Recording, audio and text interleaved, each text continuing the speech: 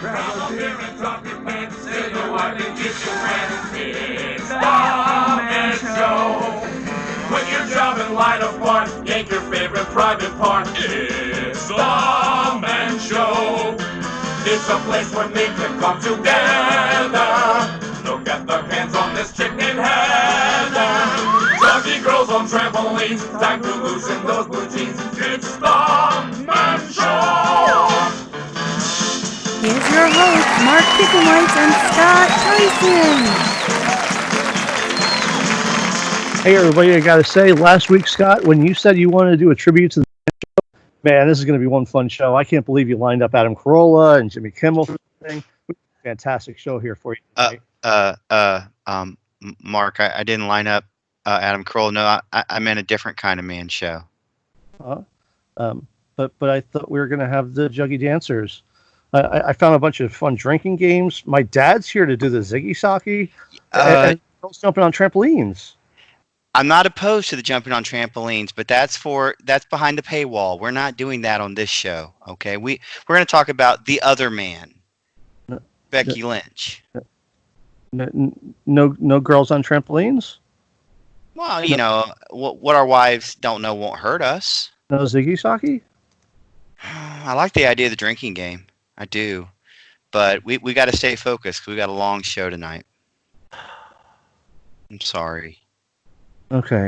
I got to be more clear next time. All right. Well, in that case.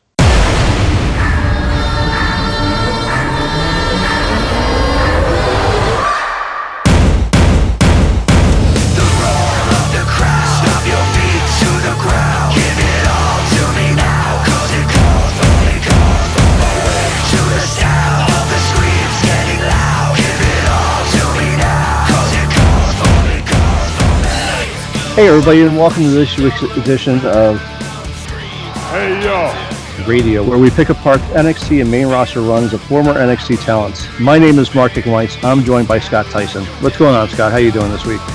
Man, I have not been as excited for a show as I am tonight. I'm doing well.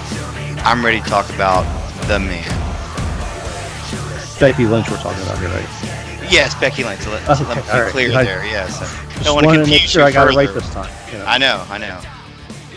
So, as advertised last week, this week we're going to talk on a talent who was a major player in the era of the Four Horsewomen in NXT, but maybe never fully got the spotlight here to shine like she would later on in WWE. This week we bring to you the man, Becky Lynch.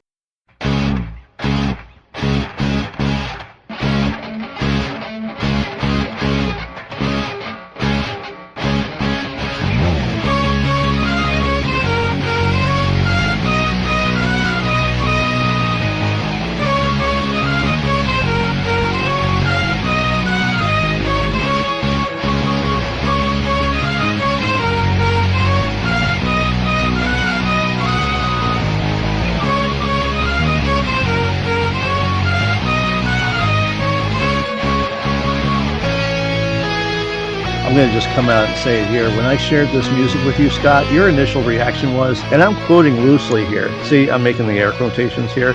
Dear God, that was atrocious.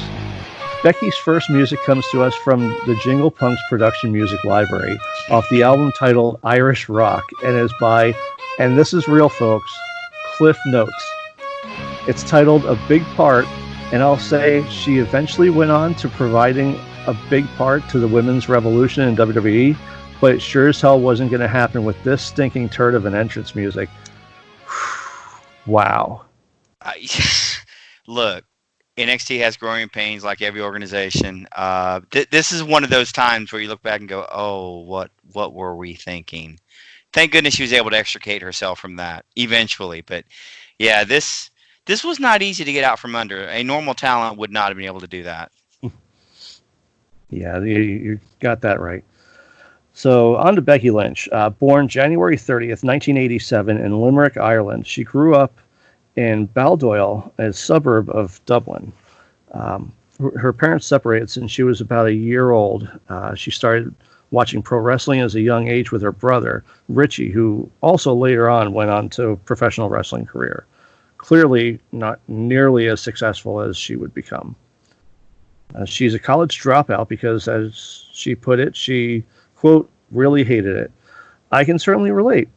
She has stated that prior to beginning to train to be a professional wrestler, she had been going down a bad path involving alcohol, and wrestling helped her give it up.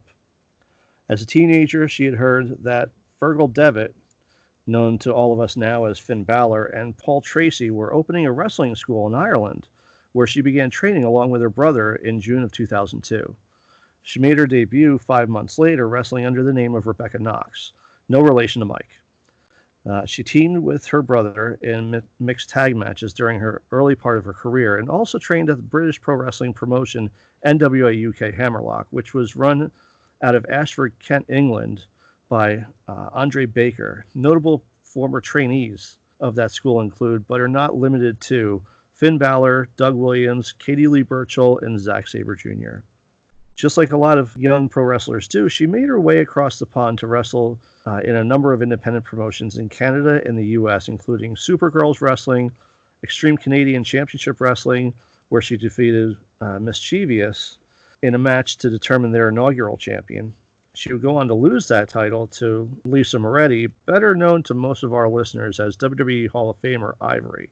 She also wrestled for All Pro Wrestling, Shimmer, and Queens of Chaos, where she would defeat Sweet Saraya, Paige's mother, for the World Queens of Chaos Championship at an event in France, and eventually would drop the title back to her later on.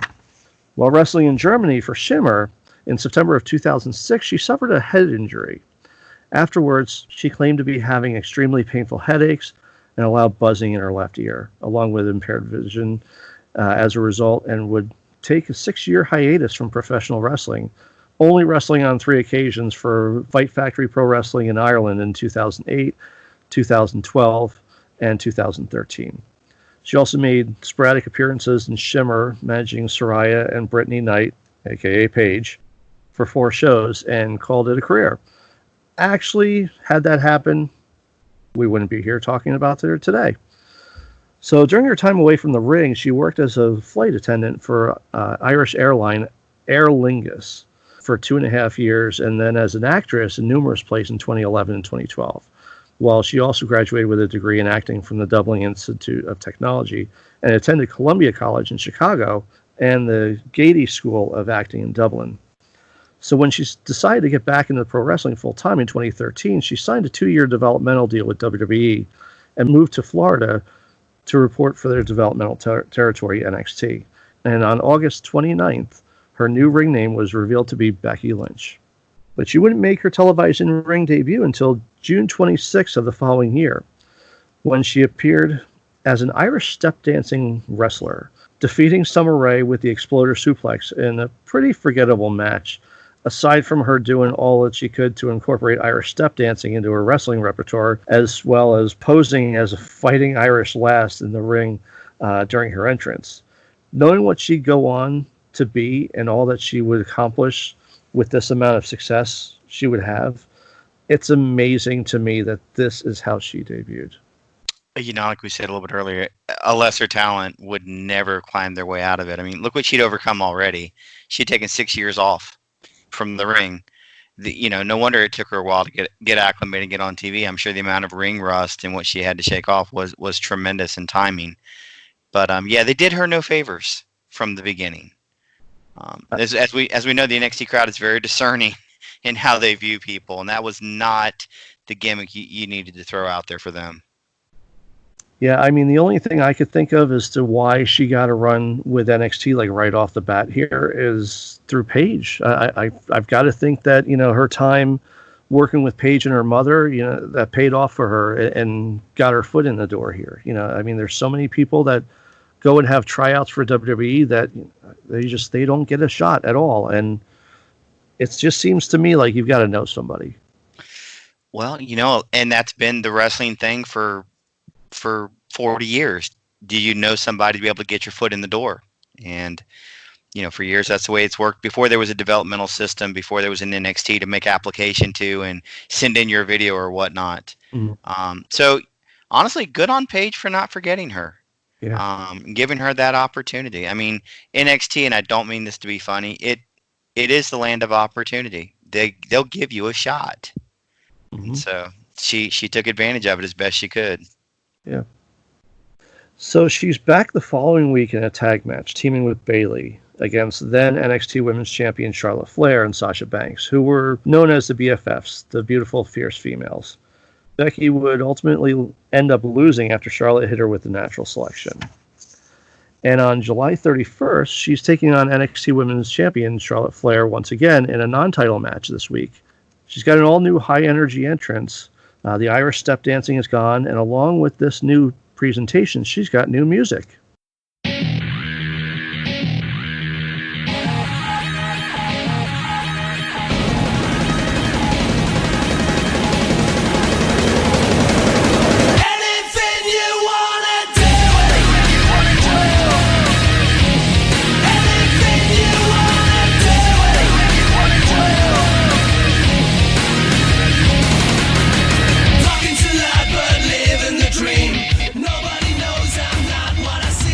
Now, Becky's second music in NXT is called Anything You Want to Do, and it's by Chris McCormick and Richard Battersby.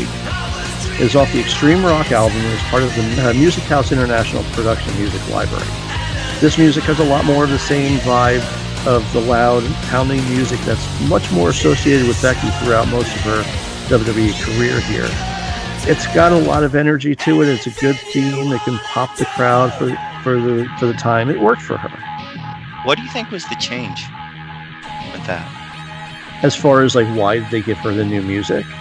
Kind of unincorporate some of the dancing and give her a little bit different music. What do you think? What do you think made that change so quickly? I don't know. I mean, you're talking. This is her third match on the brand, and she's got new music. You know, it's. I guess maybe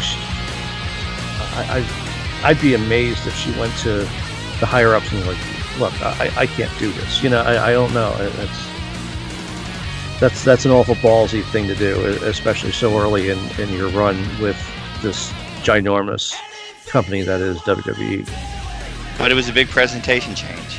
It was. It certainly was. And I think it gave her a lot more credibility as a performer. Mm-hmm.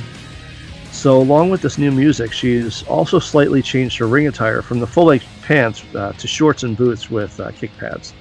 And while she's got this new music, new intensity, new entrance, and change in attire, she's still losing again after Charlotte hits her with the natural selection.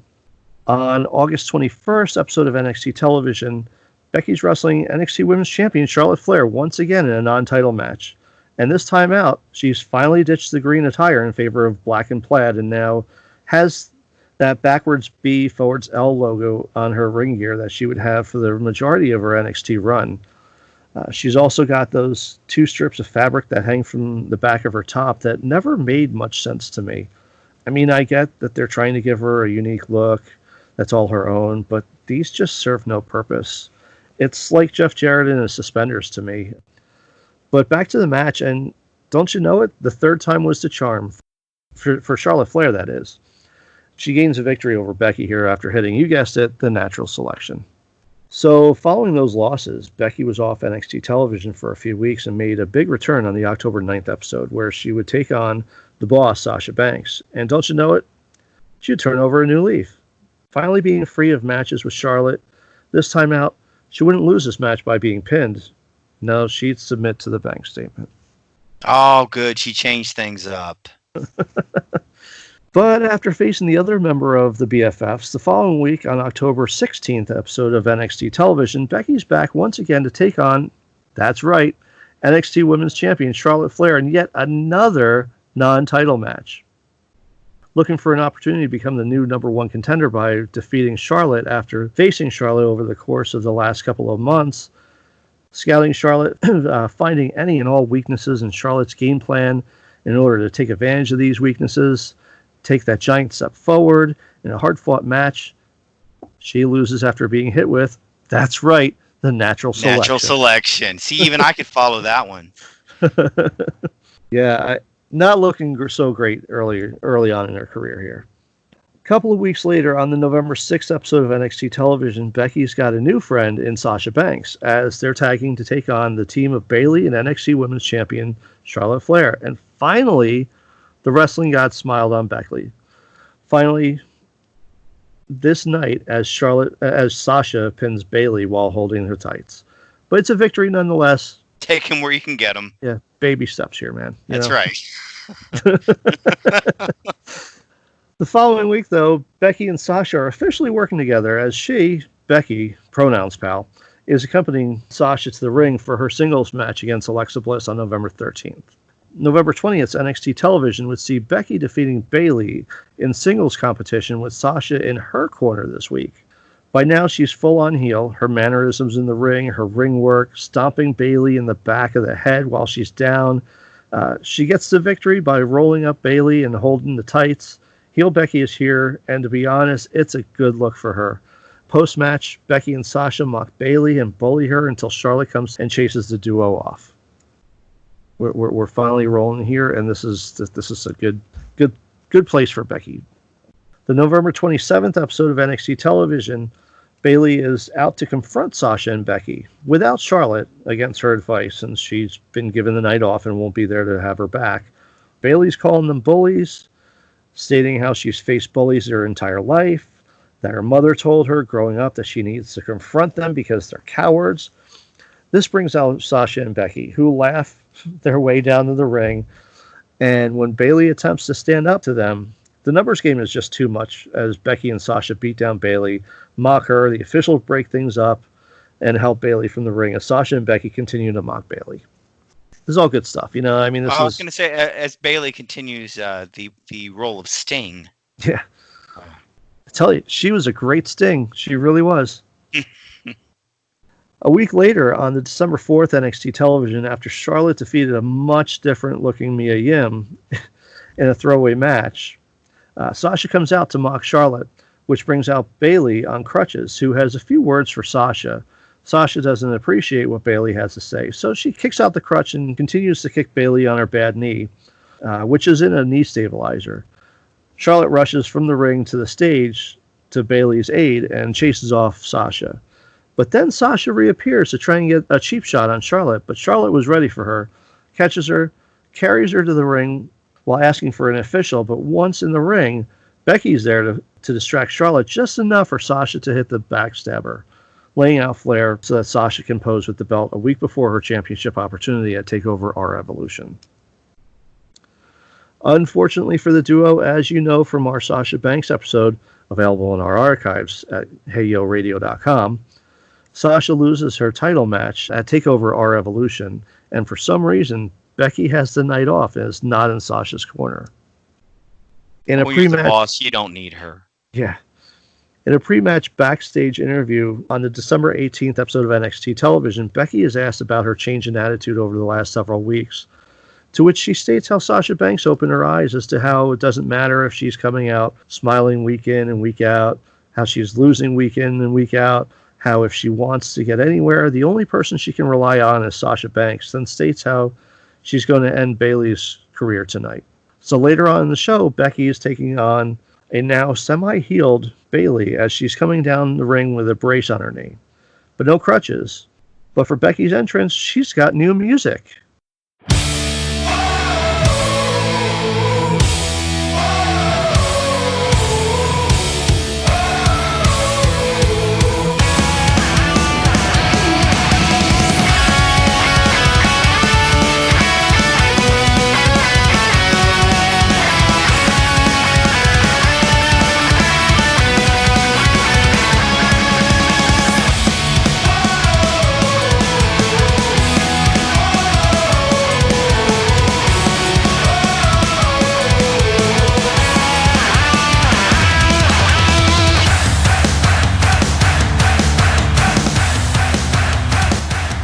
As you can hear, she's now got the music that, for the time being, she would keep for the remainder of her career. It's called Celtic Invasion. It's by CFOs, and to me, it's an odd selection for a heel, since it has plenty of segments which are clear crowd interaction segments, where if you're like a heel Kurt Angle coming out to his song called Metal. The crowd interaction of "You Suck" chants, that's fine since he's reacting to it adversely by holding his hands over his ears and such. But here, it's not that. This certainly is a curious choice of music pairing at that time in her career. If you ask me, as a babyface, I could see this music being great for her, but just not here. Yeah, and I'm a huge fan of CFO's work in NXT. They did some tremendous scores of music, but it does strike me as a little bit odd because it does play more to a babyface's strength and presentation. Anyway, as you can probably figure out, with Bayley's knee clearly not fully healed, Becky's going to town on it and takes advantage of any opportunity she can find to tweak the knee until she applies a submission hold that she calls the four-leg clover to claim the victory.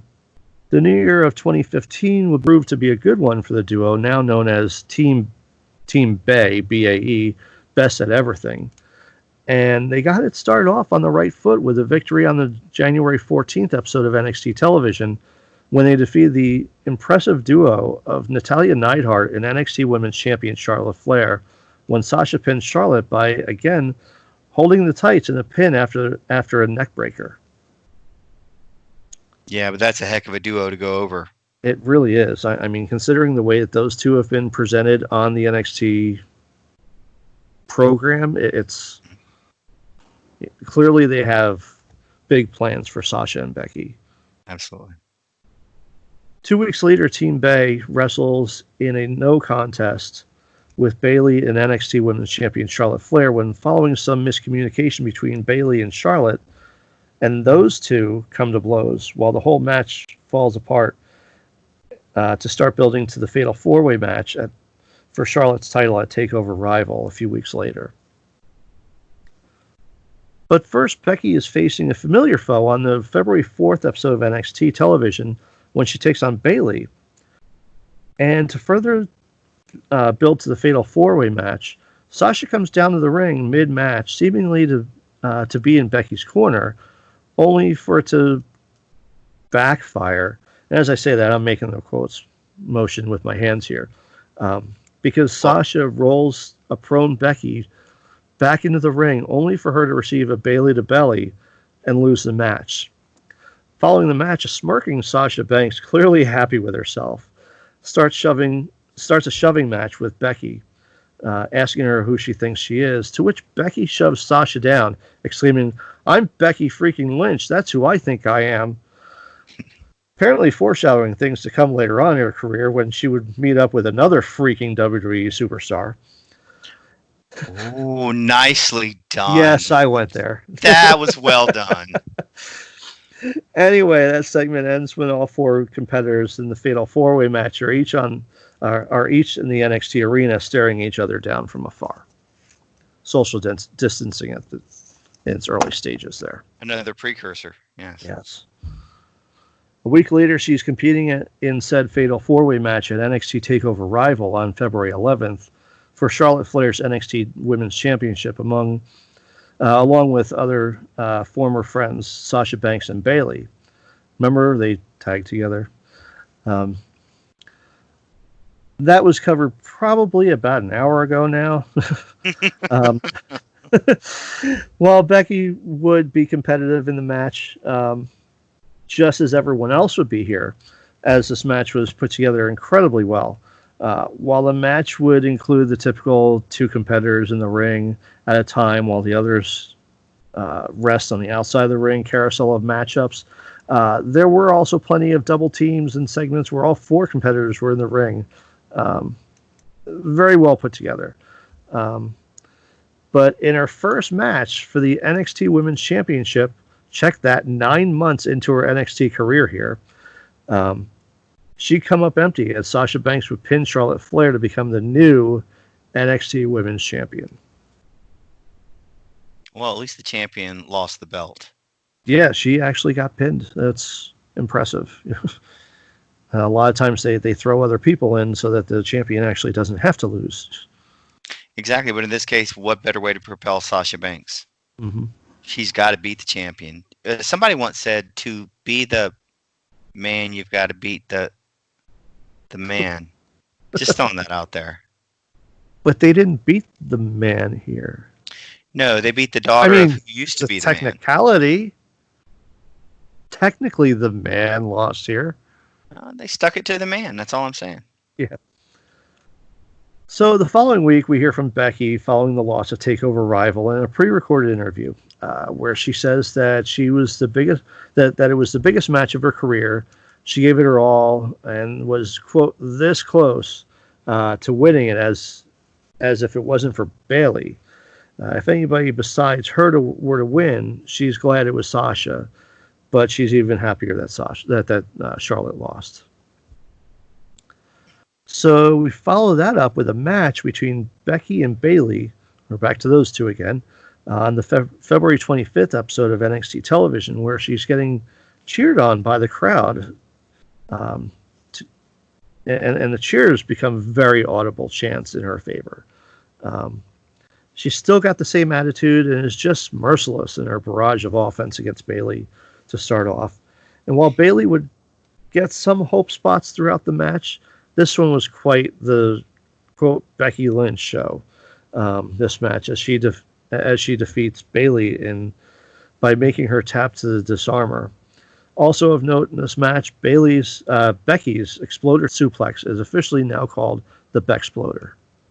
On April 1st, Becky has apparently requested some interview time where she asked Devin, the interviewer, if she saw TakeOver, if she saw that she was this close to winning, and if it wasn't for Bayley, and then explains that everyone else has gotten their spots at the title while she asks why she hasn't had her shot. She's proved herself time and again. She came all this way from Ireland for one reason and one reason only, and that was to become the NXT Women's Champion. And while Sasha Banks isn't bad, she's not as good as Becky. That's her title, so welcome everyone to NBexT. A solid promo. She flashes her abilities and, quote, talking the fans into the building that she'll capitalize on in the months and years to come, as Scott will explain in the second part of this show. But then she's not seen on NXT television again until the April 22nd episode, where she's in a triple threat match to become the number one contender to Sasha Banks' NXT Women's Championship, as she's taking on Bayley and former champ Charlotte Flair. During the match, Charlotte would once again hit Becky with the natural selection, while Becky has Bayley locked in the four-leg clover. However, thankfully for her, Bayley is there to break up the pin. As the match continues, Charlotte gets Bayley locked in the figure eight, and a beaten down Becky crawls all the way across the ring to hold Bayley's shoulders down to the mat for the count of three, as a shocked Charlotte Flair sits there in disbelief as Becky's hand is raised. This is a really interesting way of transitioning to Becky being the number one contender there. She kind of been shoved to the back through a lot of this four horsewomen stuff. She was just kind of just an additional player there. I never really felt like she was the one to be like a number one contender. She was just kind of, somebody's buddy, but this worked, Charlotte's got the figure eight locked in, the match is pretty much won, but there's Becky at the last second to fall down Bayley, and Charlotte can do nothing about it. Well, if you look at the last 4 to 6 months, she's sort of been the fourth wheel of that grouping. She certainly was. And I'm certain that I wasn't expecting it, neither was the crowd, for Becky to come out on top. So it was a good surprise for the crowd. But you got to find out what she has. So I think that's where they were heading with this. What do we got here? Mm-hmm.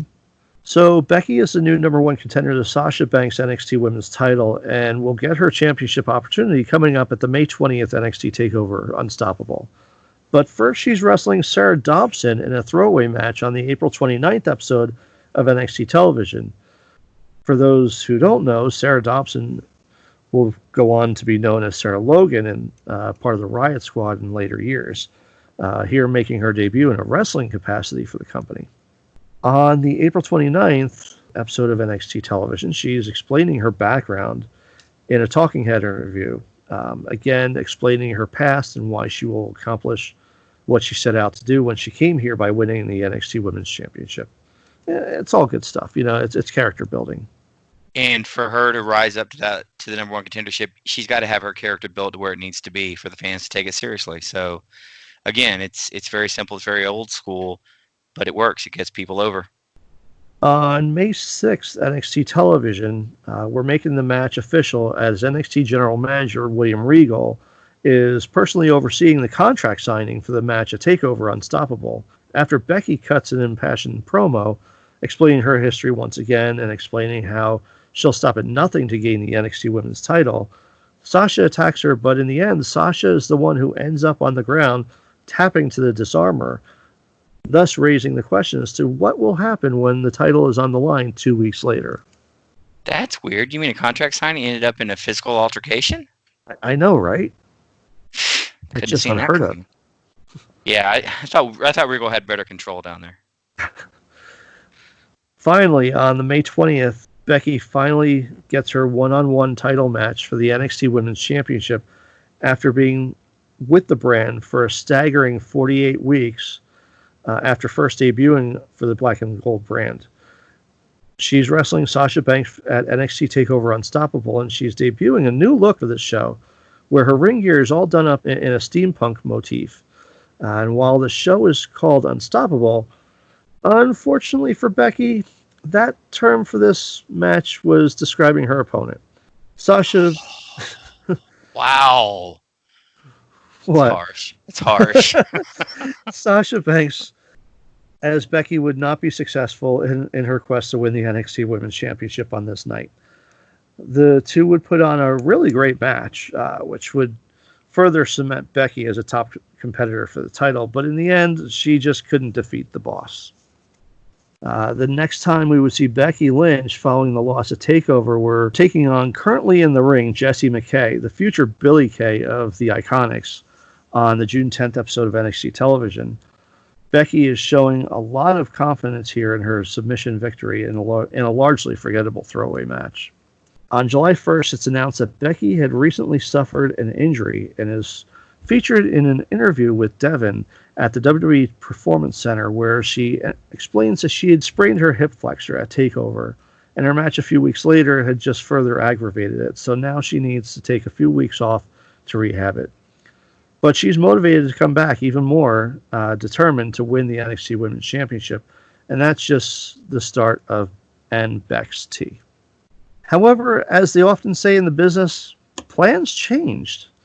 And Becky, along with Charlotte Flair and NXT Women's Champion Sasha Banks, would make their WWE main roster debuts on an episode of Monday Night Raw, which would be officially kicking off the Women's Revolution per orders from Stephanie McMahon, as Becky and Charlotte would be teamed with Paige, while Sasha would be teamed with Naomi and Tamina Snuka, and those two teams would also be complemented by a third team consisting of the Bella Twins, Nikki and Brie, along with their partner, Alicia Fox, as the faction wars would begin on the NXT Women's Division.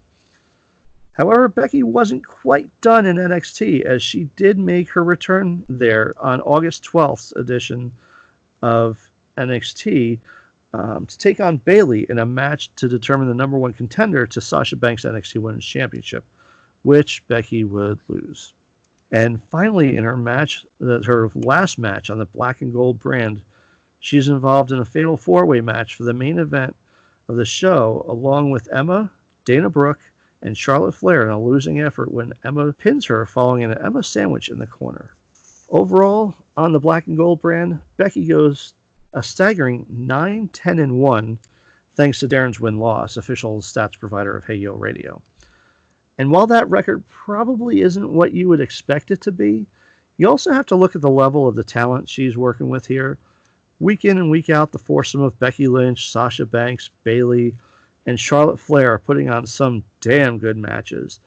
And in NXT, they typically like to keep their champions looking strong in victories. So with Becky having never actually held the title, well, somebody's got to take the losses. But I find it incredible to see where she came from as a performer when she began, what she ultimately would be when she left NXT. And that stark contrast grows even more so as she continues to evolve on the main roster of WWE. She came in saddled with a god-awful, stereotypical fighting Irish lass character who loved to do the jig during her entrance and even mid-match to being this kick-ass, in-your-face rock star by the end of her run here. As I said to Scott in a text the other day, I've never been that big a fan of Becky for one reason or another, but after really diving into her NXT run here, seeing her find her way here and knowing what she's done on the main roster, I have completely a different appreciation for her now. This was one rewarding rewatch. You know, it's interesting. She comes in sort of as the fourth wheel of the Four Horsewomen, but from where she started to where she finished is an incredible growth as a character and as a performer. It's amazing. Again, she overcame the river dancing. I just want to move on because it's in my head and I don't want it to be. I can see the picture because I was watching it this week. But to be the fourth member of the Four Horsewomen, it's not a bad spot to be in. No. All the other women would have loved the opportunity to be there. And you talked about her being 9-10-1 as a record and kind of surprising. But they were very big on, outside of protecting the champion, they were very big on 50-50 booking. You know, who were they going to feature? So it's not a reflection of her, as you know, necessarily. They had three other really strong women and performers on the roster. Someone's got to win, someone's got to lose. But she had the opportunity to really, really step up her game and show what she could do, which would lead her onto the main roster for sure. So before I hand the reins over to Scott to talk about Becky's WWE main roster run, the following announcement has been paid for by the New World Order.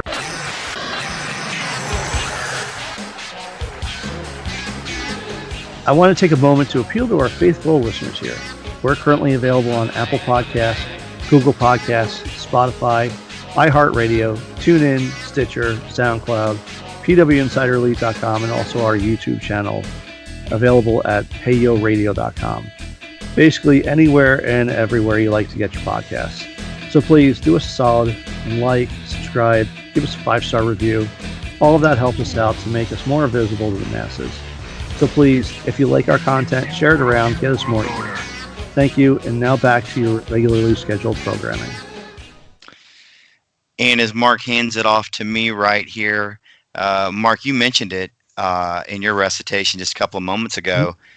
Becky Lynch would make her official quote-unquote main roster debut on the July 13th episode of Monday Night Raw.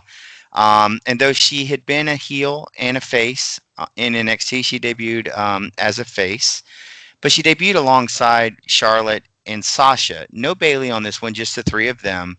And as you said, Stephanie McMahon had sent out an edict, I guess, of they needed a revolution in the Divas division. Interestingly enough, and I do understand WWE loves to play with their own history and tell it the way they want it to be.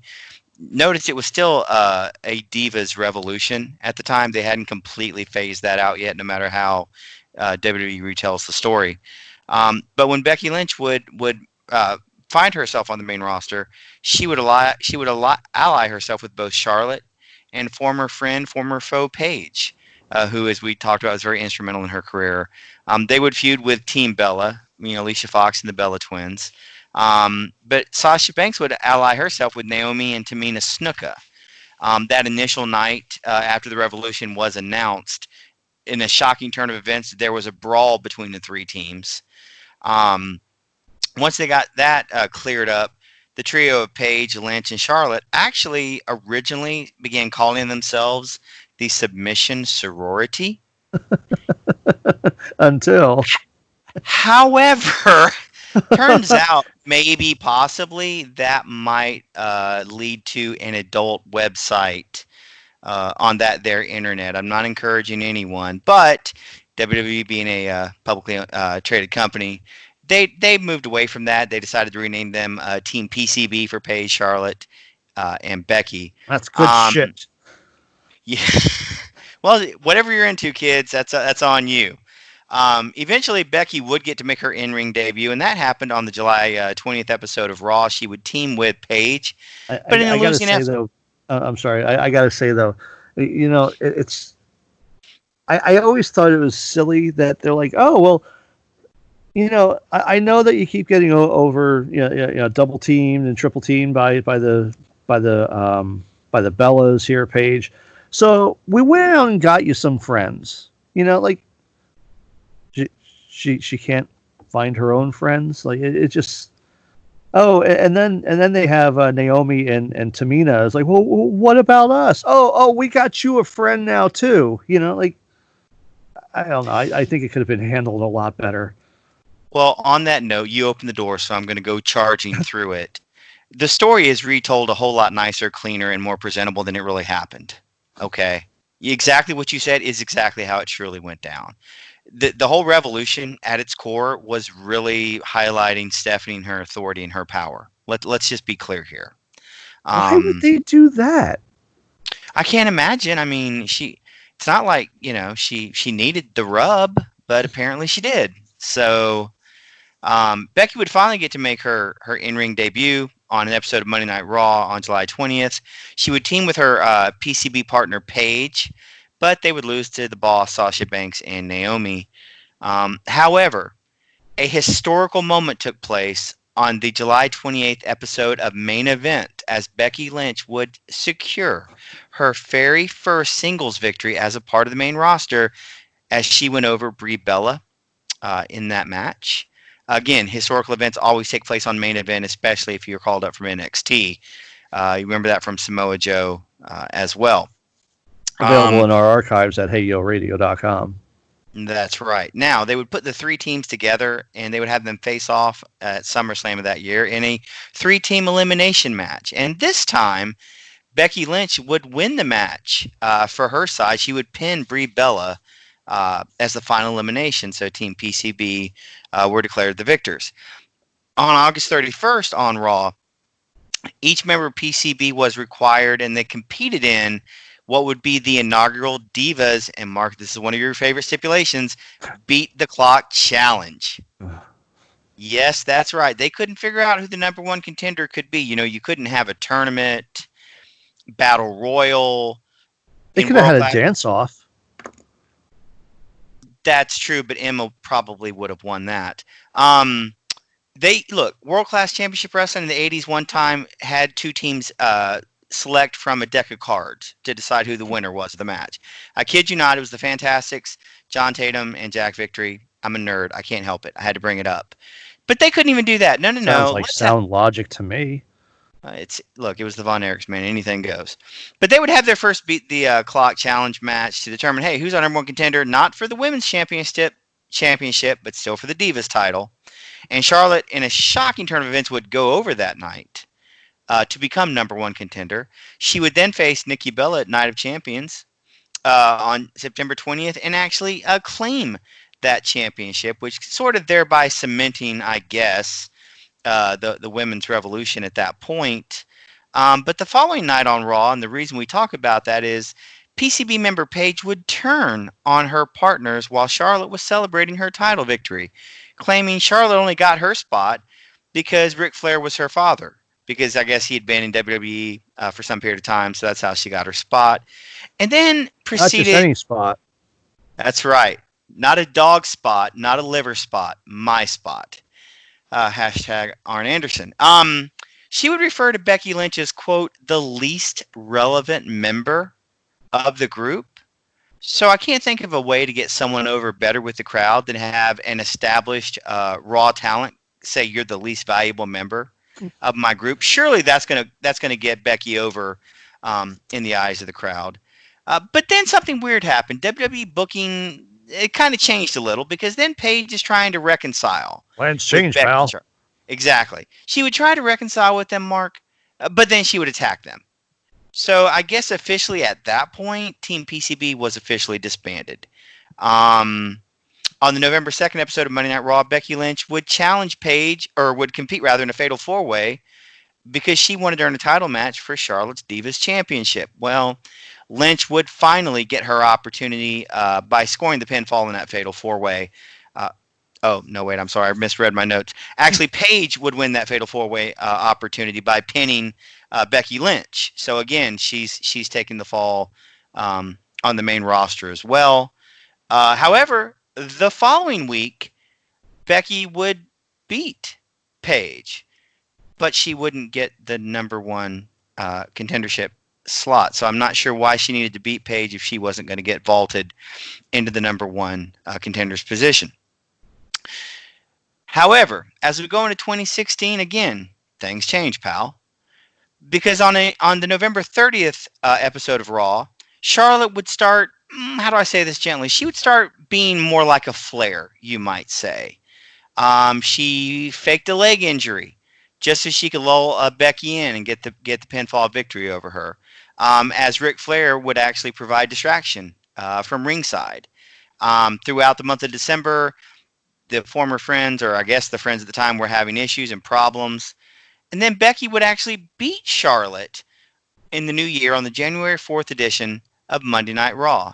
However, at the end of the match, Charlotte would be so incensed she would attack Becky, and at that point, I guess, fully solidify her heel turn. Becky would finally get an opportunity at the Divas title 3 days later on an episode of SmackDown. She was not successful at the Royal Rumble. She would face Charlotte again, and she would lose due to more interference from the Nature Boy, Ric Flair. Was that the kiss? Yes. Oh. And poor Becky. Poor Becky. Nobody deserves that. I remember sitting there watching that, and all I could think was like, why do they have to do that? I don't want to see Ric Flair kissing someone who's his daughter's age. Come on. It's bad enough I saw his wedding kiss. That was enough. I don't need more. Okay. It was atrocious. But stop using my gimmick word. No, but it's interesting because Dave Meltzer would write as they were going in February of 2016 that Becky Lynch, and I quote, is the one who was the key to the failing Divas revolution turning around. Her program with Charlotte may have been the best booked on the main roster. So some very high praise from Dave Meltzer. And there would be more to go with Charlotte Flair because throughout February, Lynch would get sidetracked by teaming with Sasha against Naomi and Tamina Snuka. And the feud lasted until they would finally defeat them at WWE Fastlane. And the following night on Raw, yet another number one contenders match for the Divas Championship, except this time it was between Becky Lynch and Sasha Banks in a one-on-one encounter. However, it ended without a decisive winner as both wrestlers ended up having their shoulders pinned. So they had a rematch on the next SmackDown. Shockingly, it ended in a no contest because Charlotte would attack both lady wrestlers. So as a result, perhaps you can guess where this is going, Mark. Charlotte was scheduled to defend her title, not in a one-on-one competition, but in a triple threat opportunity. Oh, not a tag team match? Not a tag team match, playa. No, it was a triple threat match at WrestleMania 32. And at the event, on the grandest stage of them all, Becky Lynch would reach up and grab the brass... No, I'm sorry. She failed to win that title, which had been at that point renamed from the Divas Championship to the WWE Women's Championship. At the Money in the Bank ladder match pay-per-view in June, Becky, unfortunately, would not be in the Money in the Bank because she'd be teaming with Natalya to face Dana Brooke and Charlotte Flair. And yet again, another losing effort. So you can see her career trajectory has suffered quite a bit. After the match, Natalya Neidhart would turn on Becky and attack her and beat her down. This led to a feud with them for about a month until Becky was able to vanquish Natty at WWE Battleground. Oh, nope, wrong again. She lost to Natalya at WWE Battleground. So she's lost almost every match she's had since February on WWE television. And that's especially, that's especially problematic to me. I'm a big fan of Natty Neidhart. I think she's fantastic in the ring.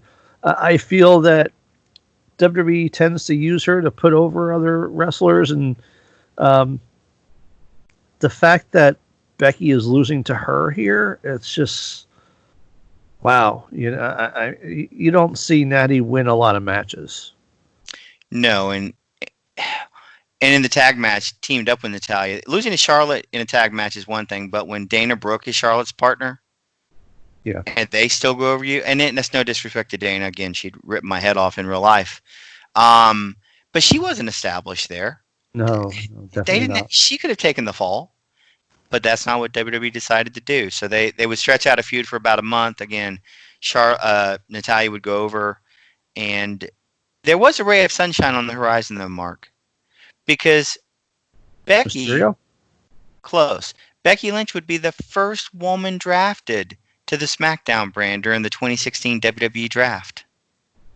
So remember, that's the land of opportunity. A certain McMahon once said. And it seemed like a good opportunity because Becky Lynch would wrestle and defeat Natalia in her first match on SmackDown as part of the brand. So already things are looking up. Leading into SummerSlam, she would team up with Carmella, the Princess of Staten Island, and Naomi. And they would be taking on Alexa Bliss, Natalia, and Nikki Bella. And stop me if you've heard this recording before, but Becky's team would go down in defeat. Yes, was not successful. So after month after month after month after month after month, Becky Lynch being beaten down and defeated and being the one taking the pin or the submission, on September 11th at WWE Backlash, Becky Lynch won the 6-pack elimination challenge, last getting rid of Carmella, and she claimed the first SmackDown Women's Championship. So let's walk this back for a minute. So since February, she's lost almost every match she's been in. But on September 11th at Backlash, she's now the first SmackDown Women's Champion. All right. I don't know as a fan if I'm supposed to be excited by that or not. She's proven to be a loser for 8 months, a de facto loser, and now she's the champion. Well, if I'm a fan, I'm thinking, well, she's probably not going to hold on to the belt for long. However, the gods smiled on Becky because her first title defense was scheduled to be against Alexa Bliss at No Mercy, but Becky would suffer a legitimate injury and the match would get postponed to November 8th. And on that episode of SmackDown, Becky Lynch actually retained the SmackDown Women's Championship. So hopefully things are looking up. And then we go to one of our favorite pay-per-views to break down, and that is Survivor Series. In fact, Becky would be a part of Team SmackDown. Again, this is about brand supremacy. We know how important that is. And she would team up with Alexa Bliss, Carmella, Naomi, and Natalia in a Survivor Series match. And unfortunately, Becky and her cohorts would come out on the losing end of the brand supremacy. And this was unfortunately a foreshadowing of what was to come, because at the very next pay-per-view at the TLC Table, Ladders, and Chairs match, Becky Lynch would lose the SmackDown Women's title to Alexa Bliss in a tables match. And this would end her reign at exactly 84 days. Well, fortunately for Becky, the rule of not having a rematch had not gone into effect yet. She actually got her championship rematch on January 17th. In fact, it was a singles match and in a steel cage. But unfortunately, she was not able to win the belt back from Alexa Bliss as there was some outside interference from, and perhaps you remember her. In a cage match? In a cage match, La Luchadora interfered. Who might that be, you ask? Who could it be? Could it be someone from Lucha Underground, maybe? Maybe from CMLL in Mexico, maybe a New Japan branded star. Actually, it was revealed to be Mickie James in her return. So this set off a feud with Mickie, and they would meet at the Elimination Chamber, and Becky would actually come out on top and earn a championship opportunity as part of a 6-pack challenge at WrestleMania 33 in Orlando. However, the ultimate victor of that match ended up being Naomi. She walked out with the SmackDown Women's title that night, sporting her Florida Gator gear for the match. In May, I hated what they did to the title when she won it. I know. Well, in May, Becky, looking to start a winning streak or to just get some things back together, decided if you can't beat them, join them. So she aligned herself with Naomi, who was the champion, and also with old friend or old foe, depending on what day it was, Charlotte Flair. And they would end up in a feud against the Welcoming Committee. Perhaps you remember them. They consisted of Natalia, Carmella, and Tamina Snuka. Why is Carmella on a Welcoming Committee if the idea is to test yourself against the established stars? I don't know. I can't explain everything. But what I can tell Carmella you, wasn't established yet? was she ever established? I mean, I'm kidding. I'm kidding because I care. Well, they would have a match at Backlash, and to settle this very, very quickly. And the welcoming committee turned out victorious because, you guessed it, Becky Lynch would submit to the sharpshooter from Natalia. If that doesn't encourage you, shortly thereafter, she did get a little bit of a lifeline because it was the inaugural Women's Money in the Bank ladder match. So she had the opportunity to compete in that. However, she was not victorious. Carmella was victorious, thanks to our good friend and I guess we'd say chinless wonder. What was it? James, help me. Skinny fella. James. Started with an E, wasn't it?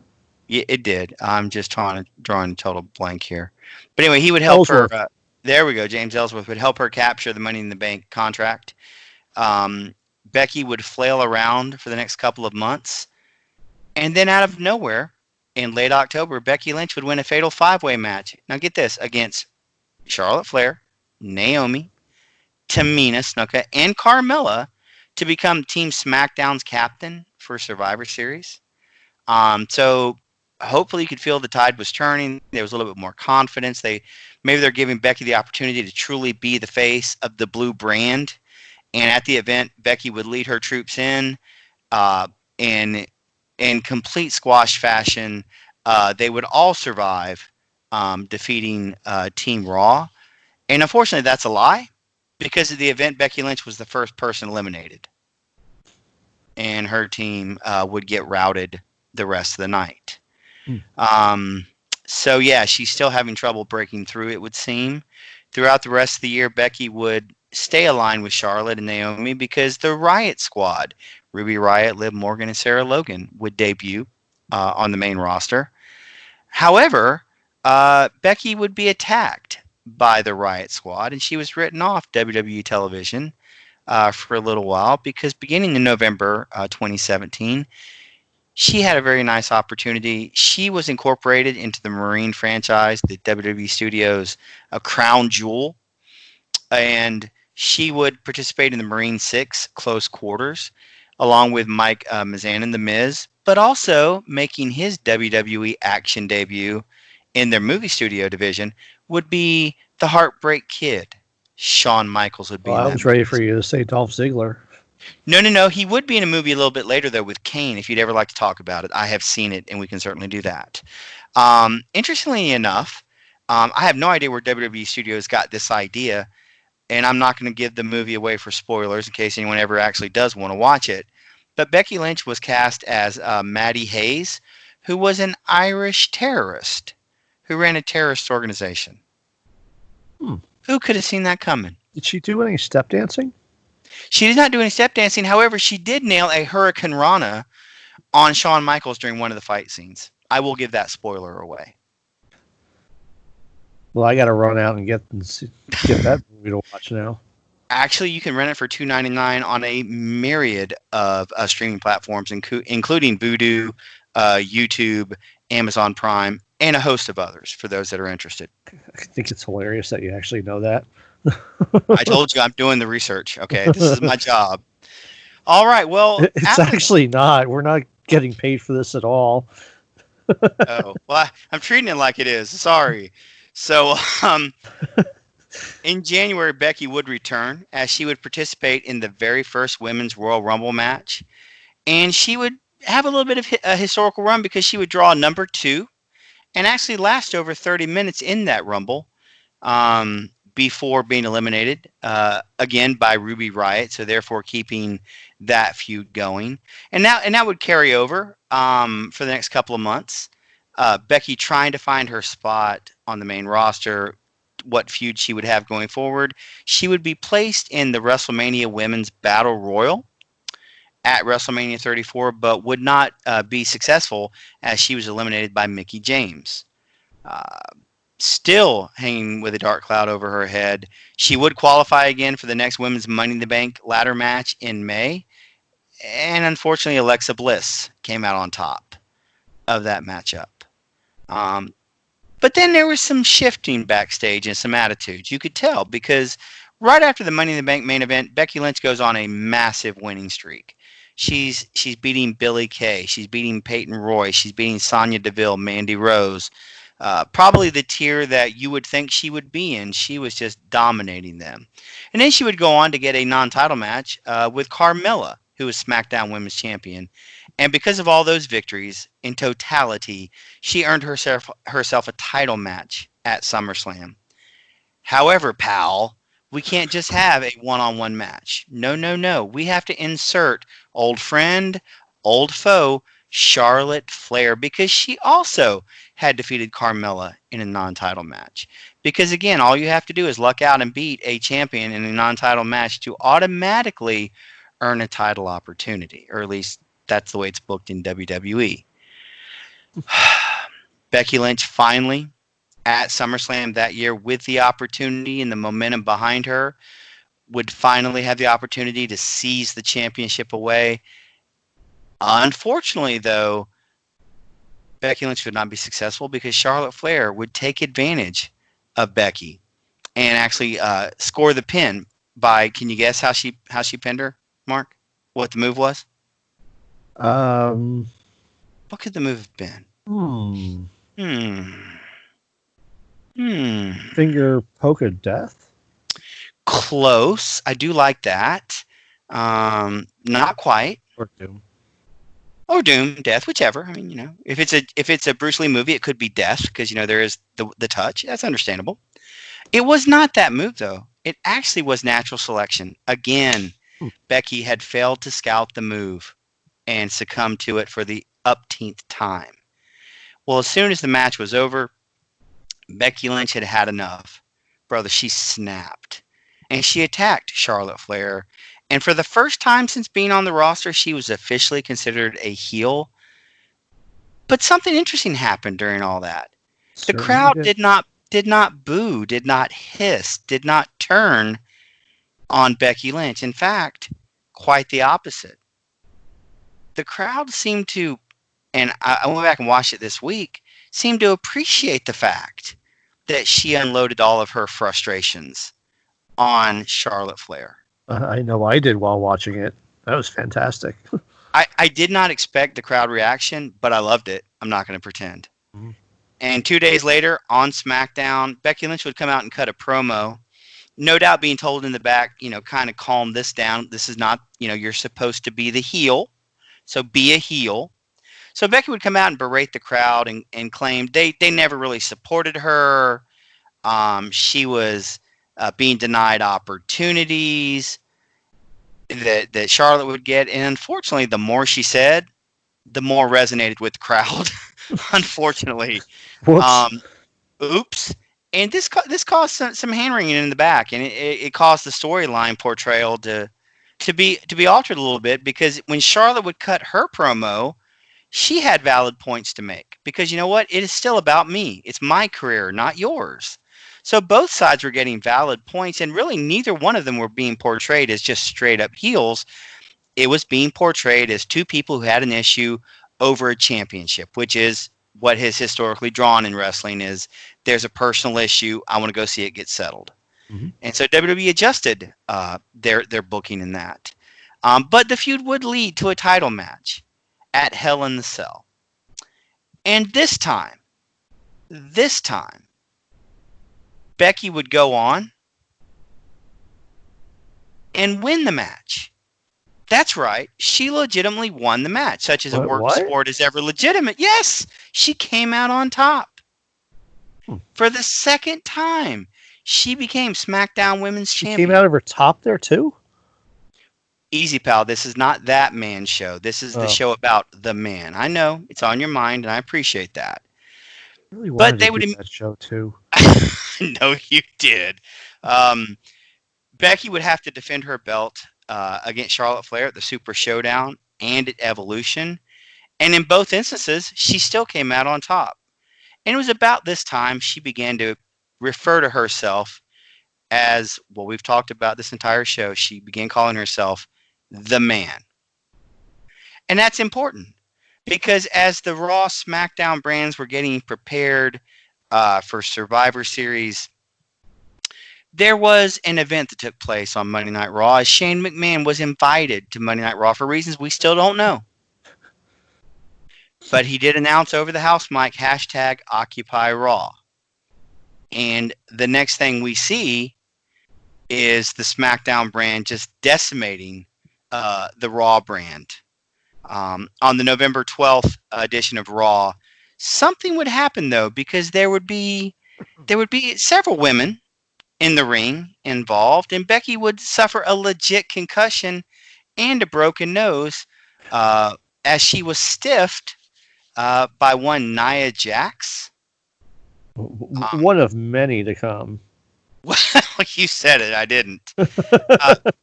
What's interesting? Not specifically for Becky, but for Nia's opponents throughout the years. That's true. Some she admits she did. Some she does not admit she did. Due to the injury, though, she could not have her match because she was scheduled to face Ronda Rousey at that Survivor Series. An interesting WWE trying to get on the bandwagon. We know they don't like blood, but she was gushing very hard from where she was hit. So they even did the hashtag, was it Facebreaker, I believe it was, for Nia Jax. Right, I forgot about that. It doesn't really roll off the tongue. It seems kind of forced. But they were at least trying, to kind of work with what they were dealt. Because of the injury, there was no way Becky was going to get in the ring. So she was pulled from the match with Ronda Rousey. And in what's still a little bit of a head scratcher for me, she would be very emotional, obviously, about not being able to compete. But then she would ask Charlotte Flair to take her place.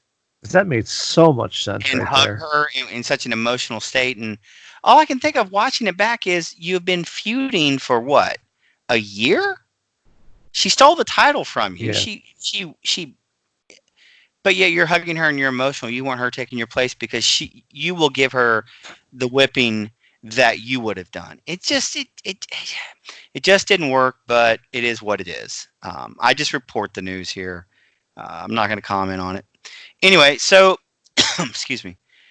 As soon as that would happen, Becky Lynch would not be able to compete at Survivor Series, unfortunately, but she would return.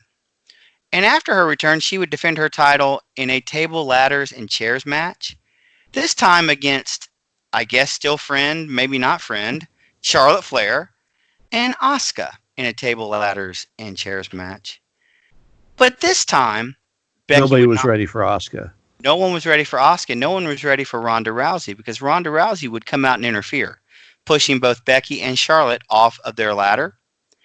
And with them crashing down, Asuka would be able to claim the championship. And this would end Becky's second reign at a total of 91 days. However, not to be distraught, Becky would get her rematch at the January 27th Royal Rumble. However, she would not win that match. She would lose that match to Asuka, which made things very, very confusing because here was a real opportunity. The fans are clamoring for it. And she goes down in the opening match to Asuka. No shame in losing to Asuka, don't get me wrong. No, definitely not. But it seems like there was so much more to take place. And as fate would have it, the wrestling gods themselves would look down and thank Gotch for this.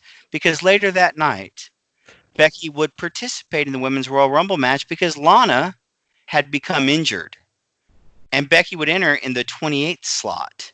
And actually go on to win the match by last eliminating Charlotte Flair. The following night on Monday Night Raw, Becky Lynch would forget about Charlotte and continue her feud with Ronda Rousey, not wanting to face for the SmackDown Championship, but actually wanting to face Ronda Rousey for the Women's Championship at WrestleMania 35. If you remember during this time, she would be injured. She was told to seek medical attention because of her knee, and she would become so incensed at the voice of reason, Stephanie McMahon, and Triple H, that she would attack both of them. And this led to an unusual segment because Vince McMahon would actually come out and suspend Becky Lynch for 60 days and actually replace her with Charlotte Flair, shockingly. as Ronda Rousey's WrestleMania opponent. And I have to ask you this, Mark, because last week we covered Kevin Owens. Yeah. When Kevin Owens headbutted the CEO, the man, the owner of the company, and unleashed hell on him. Different man. Yeah. I'm just wondering why he didn't get suspended and taken out for 60 days. That didn't happen. But Becky Lynch was. However, thank goodness for Ronda Rousey, because she was pleading with Stephanie, please reinstate Becky. And at the Fastlane event, there was a stipulation that if Becky Lynch could beat Charlotte Flair. A Flarian slip there. Flarian slip. A Flarian slip, that's right.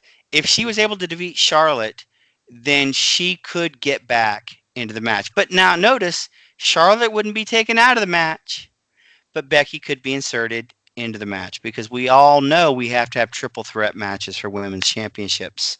What would happen if she beat David Flair? Well, I think she'd get arrested because he works in law enforcement now. Oh. So I don't know that would go well for her. Let's see. And actually, I believe that's here in North Carolina as well. Hashtag Carolina Strong. Becky would actually go on to win the match, but she couldn't win it cleanly because Ronda Rousey would come out and purposely attack Becky, which automatically gave her the victory because Charlotte would be disqualified. So we went with this whole convoluted situation to finally get it back to where Charlotte could be, or Becky could be in the main event. Well, it wasn't convoluted enough, Mark. There's more. Of course. Because there's Charlotte always Flair, more. There's always more. You're right. Anything can happen tonight on the Man podcast. I have to ask you. Girls jumping on trampolines? You know what? You keep saying it pretty much. We're just going to do it just because. Lola, that's my puppy dog. Go jump on the trampoline. Charlotte would go on and take the women's championship, the SmackDown women's title from Asuka, which set up the WrestleMania main event as a very unusual situation, one that has not happened too many times, where two championships are on the line. It basically became a winner-takes-all match for whoever wins that match. This was a big deal because for the first time in the history of WrestleMania, the ladies were given the main event slot. Now, I understand the year that Kofi Kingston beat Daniel Bryan for the SmackDown title, that was considered the co-main event, but it didn't go on last. Mm-hmm. This one was going on last. This was the main event. And you, Mark, you living up there, you can talk probably more about some of the issues that took place after the event with the time running so long. But they would have the match. It just never really seemed to get out of gear, for me at least. But Becky would leave with her hands raised and a belt over each shoulder. She would become Becky Two Belts because she would score the pin on Ronda Rousey, sort of. Because on commentary and in the picture very clearly, Ronda's shoulders were not down for a 3 count. They just weren't. So then you have people leaving the stadium going, well, was this a work? Was it really a 3 count? Was this a botched finish? It was a Montreal screw job done in Jersey. Where's Ken Shamrock when you need him? But yeah, that no one knows. No one has ever said what it was, other than referees are told you count the pin if the shoulders are down. Well, the referee kept counting. So here's the historical fact of it. Women had never main evented WrestleMania. Ronda Rousey would suffer her first WWE singles loss or loss of any kind, and she'd get pinned while doing it. Becky would become the first. She had lost in the world of MMA. I did say WWE. And to the WWE you said loss of any kind. I will walk that back only briefly to use the phrase, according to the WWE universe, she had not lost in a WWE ring. You are correct. There's a reason she's in WWE, not UFC. That is a fair point. Mm-hmm. So Becky would walk out with both belts, hold them simultaneously. That was historical. She could appear on both Raw or SmackDown because she was champions of both brands. Definitely embracing the Becky Two Belts sort of nickname that had been given to her coming out of WrestleMania. Right after that, though, there was some weird things that began taking place. She would be placed in a feud with a relative newcomer by the name of Lacey Evans of NXT fame. She was drafted to Raw during, the Superstar Shakeup, but she kept attacking Becky during her promos. Why? We don't know. But on SmackDown, Becky was still feuding her with right to do so. She understands, and the women's right will lay you out, pal. And on the SmackDown brand, Becky was still feuding with Charlotte, so she had dueling feuds going on, which I felt like was a really cool thing to do because it involves more people. I'm a big fan of that. Yeah. At Money in the Bank, Becky would retain her Raw Women's title over Lacey Evans, but she'd be forced to defend her SmackDown title on the same night, back to back. Hey, you're a double champion. You got to defend it double. You got to do double duty on these shows. You know, it's only fair. You said duty. Oh, he did. I know. Where's my oldest to hear that? She'd be rolling on the floor. But consider this, Mark. Have there not been times where men have held two belts and not had to defend them both at the same time? Has that not happened before? I think it may be a possibility. Weren't Shawn and Diesel the singles champions and the tag champions at the same time? But they also defended all the belts in matches at the same time. Oh no, that was the winner take all match. Yeah, sorry about that. Nah, that didn't really happen. And so anyway, again, you could argue that Becky was still not giving the full respect that she deserved. However, well, they're not part of the clique. There you go. Maybe that's why. Becky was never part of the clique, so she didn't have all the stroke. Well, she's only a 4-horse woman. You're right. She's not a member of the clique because they're so much cooler and more influential. Eventually, Becky would become an exclusive member of the Red brand and continue to feud with Lacey Evans because that's just what everyone wanted to see. Becky would continue to be successful in retaining her Raw Women's title over Lacey at the Stomping Grounds pay-per-view. And later that night, WWE began to dabble in an angle that I think was unnecessary, and that is bringing some of the real life stuff into it. Not that people didn't know that Becky and Seth Rollins were a couple, but she would actually go out and help Seth Rollins retain his championship over. You wondered how I would get it in? This is how I get it in. Our good friend Baron Corbin. You say, why? How did you do all that? Well, number one, it's magic. I worked very hard for this. But number two, Baron Corbin chose Lacey Evans to be the special guest referee for the title match. Now you can see how it all came together. Because the two feuds would become one. As the two would pair off. And at Extreme Rules in July, Becky Lynch and Seth Rollins would retain both of their championship in yet another winner-take-all, this time in a mixed tag situation against Baron Corbin and Lacey Evans. In August, as we seek to recycle new opponents, trying to figure out what to do with Becky and her newfound fame, they would put her in a short-lived feud with Natalya. In fact, she would have to wrestle Natalya at SummerSlam. So at a marquee event, one of the big 4 pay-per-views, Becky would compete in a submission match against Natalya and be successful in her title defense. But somewhere about mid-August, Sasha Banks would return and she would attack Becky Lynch, reigniting a long-standing feud dating back to NXT. And at Clash of Champions on September the 15th, Becky Lynch would retain her title after she accidentally hit the referee with a chair. Accidentally? Accidentally. Well, it was inadvertent. That's what she said. But she would retain the belt, but she would lose by disqualification. But again, the feud would eventually lead to, get this, a Hell in a Cell match on October 6th at what pay-per-view?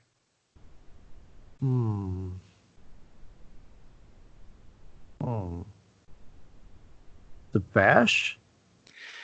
Close. I really thought you were going to get it this week. No, it's a Hell in a Cell match at the namesake Hell in a Cell. That's okay. There's always next week. I'm sure whomever we talk about. I'm trying here, man. I'm trying so hard. I appreciate your effort, man. The listeners appreciate you. Know that, please. Becky would retain her title in Hell in a Cell over Sasha Banks. And so with all that behind her, there were some changes that came up. For example, there was difficulty in getting talent back from overseas. So NXT would have to step in, and that would lead to a very now infamous SmackDown episode where basically NXT ran the entire episode. And it was a really good SmackDown episode. And so coming out of that, at Survivor Series, Becky Lynch would be booked in a title versus title versus title. I'm sorry, it was a non-title triple threat match. And it would be Becky Lynch defending the Raw Women's Championship against the SmackDown Women's Champion Bayley and NXT Women's Champion Shayna Baszler. And Becky would not walk out victorious that night, but neither would former NXT alum Bayley. In fact, it was current NXT superstar Shayna Baszler who would walk out victorious by submitting Bayley while Lynch was laying out at ringside.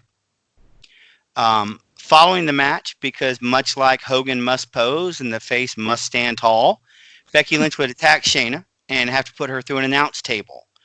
So apparently she was able to recover very quickly from her injuries laying at ringside. On November 26th, Becky would establish yet another record, another historical marker, because she would become the longest reigning Raw Women's Champion. You never, I never would have expected that, knowing what she had gone through her whole NXT run and early on here on the main roster. That's no, and in case you're wondering, it's like Christmas. There's more, much more, because following that Survivor Series, Becky would ally herself again with former friend, former foe, now friend again, Charlotte Flair, as they would take a run at the women's tag team championships, which were held by the Kabuki Warriors. Thank God they never called them the frenemies, you know. Don't give them any ideas. The Kabuki Warriors made up of two former NXT champions, Asuka and Kairi Sane. And this would lead to a tables, ladders, and chairs match for the championship between the two teams, and it would happen at tables, ladders, and chairs. I know. How could that be? But Becky and Charlotte would actually put the Kabuki Warriors over in an interesting turn of events. She would then continue her feud with Asuka, which led to a match for the Raw Women's Championship at the Royal Rumble, and Becky would retain. And that basically ended that feud at that point. In February, though, following the Royal Rumble, which was on the women's side, captured by Shayna Baszler, they would go on to feud. And Shayna was on fire. Shayna dominated the Elimination Chamber, and she was ready to challenge Becky for the championship at WrestleMania 36. And with all that momentum going in, as much as I love Becky, and Mark, I know as much as you appreciate what she's done, we were looking at that match going, well, here's the next ascension of the next NXT personality to break out, burst out on the scene. And at that event on April 4th, Becky actually defeated Shayna Baszler. I love I love Becky and all, but that was not the right decision to make for that night. I don't disagree. I think she done an awful lot to take some of the stink off of her early part of her run. But with her retaining the title that night, she crossed the 1-year mark at that point of being the Raw Women's Champion. And you may not have noticed it at the time, but it wasn't long after that, especially with COVID-19 being what it is, that Becky stopped appearing in physical confrontations. She would appear in promo, but not get physically involved with anywhere. She wasn't appearing in the ring or in the aisle. And on the May 11th episode of Raw, there was some explanation given why, because Becky would announce she was relinquishing the Raw Women's Championship due to the fact that in real life, she was pregnant with her first child. And that's an awesome thing. We're very happy for them. We wish nothing but the best for her and Seth Rollins. But the winner of the previous night's Women's Money in the Bank ladder match was Asuka.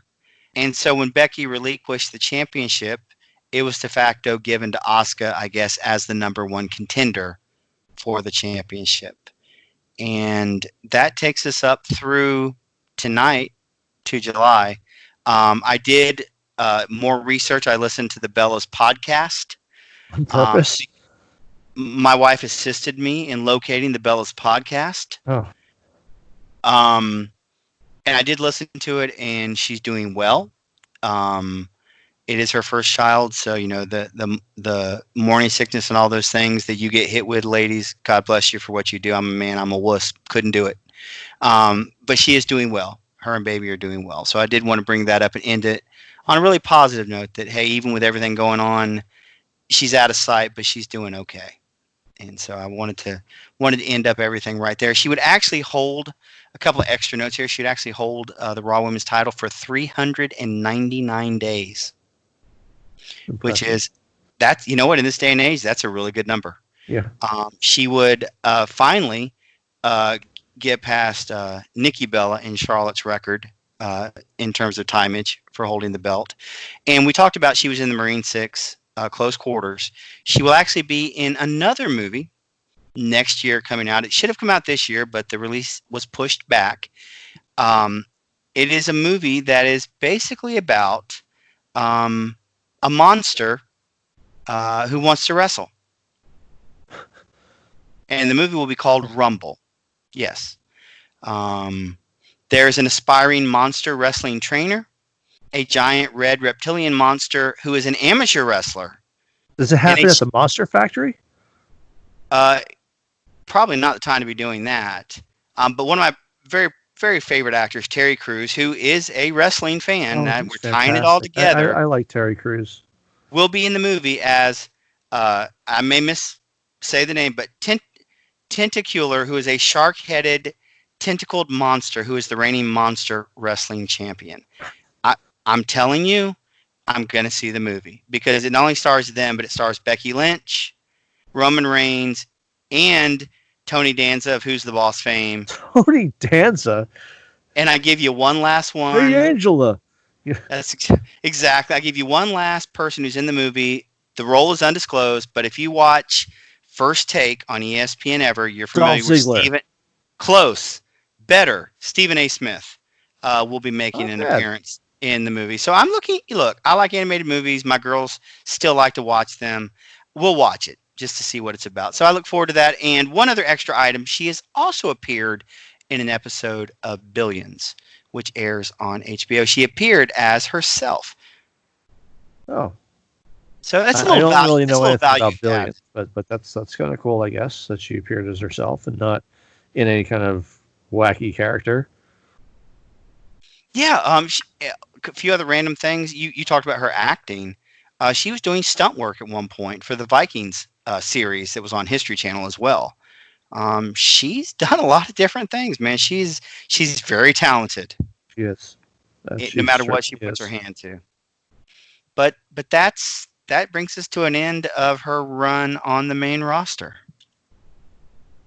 At least to this point, and she may come back.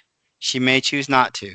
You know what? Whatever she chooses, if she ever hears this, and I'm not foolish enough to think that she would, I would thank her for everything that she's done. All the entertainment and the effort that she put in. Amen to that. The bruises, the pain, being away from your family, the long roads, the independent shows where you don't make any money, tearing up your body just to get to the big show to have a chance. Thank you for everything. And to all the people we profiled, whether they were uber successful or not, man, thank you for what you all have done to give us so much enjoyment as wrestling fans. Mm-hmm. And I mean, it's to me, it's amazing that, here on one episode of NXT, she's got this this pre-recorded segment from the Performance Center talking about her hip flexor being strained and how she's taken a few weeks off, and then like a couple of days later, she's debuting on Raw. It's just. It wasn't. It was like, well, you're hurt, but we need you. So she shows up to TV and just keeps going at it. That's. But you know what? Isn't that a lot of them do that? I was just going to say that's wrestling. People show up hurt and they perform hurt, much to their detriment most of the time, because eventually it catches up with you. Yeah. But ask Mick Foley about that. You know what? And it's weird, man. Wrestling is just weird. It's a weird genre. It's a weird business. It's a sickness. It really is. Well, in football, man, wide receiver, if his knee's shot, he's not getting out on the field. One turn and he's done. But in wrestling, it's totally different. People, they push themselves far further than they should. Sure. So having said that, let's talk about ratings. I'll start. I'm happy to start first. Sure. If you had cut off her run after the first year, I'm not sure what grade I could have given her above a D. But the last year and a half, the last year and a half. That's rough. A D? You know what? Her first year, you mean on the main roster, right? Yes, sir. Exactly. Now, if you had cut it off there, it would have been a different story than what I was about to say. When was it that she won or that they created and she became the first SmackDown Women's Champion? I want to say first year. It's close. I want to say it was 2016 is when she was drafted over. Let me go back and look real quickly. Yeah, she was drafted to SmackDown. So it was just over a year. Okay, all right. So she would have won. She'd have won the title in September. She debuted in July. So a year and 2 months. All right. So yeah, I can certainly see your figuring there. It's. I thought that once she won that title that she started to matter and started to step up her game. But yeah, well, no, I agree with you there. She's very much Kevin Owens like in that, and even Shinsuke Nakamura when we talked about him. She's been featured a lot, and unfortunately, the women's divisions on Raw and SmackDown are thin. You'll notice she feuded with everybody at least twice, in some cases 3 and 4 times, because there's only a finite amount of women on the roster. So I think that plays a little bit against the women that we review because they're going to continue feuding against the same people, but by the same token, so do the men. Let's be fair across the board. Sure. If you give me the SmackDown win, which was in September of 2016, up until the start of 2018, or the middle of 2018, I'd have got her up to probably a B+ because she was being featured all the time. She was the captain of Team SmackDown, and I do understand Alicia Fox was once team captain of Team Raw and SmackDown. And setting that aside, I kind of feel like if you're the team captain, you're featured. There's something to that. When she wore that stupid captain's hat. God help me, Mark. I liked it. Oh.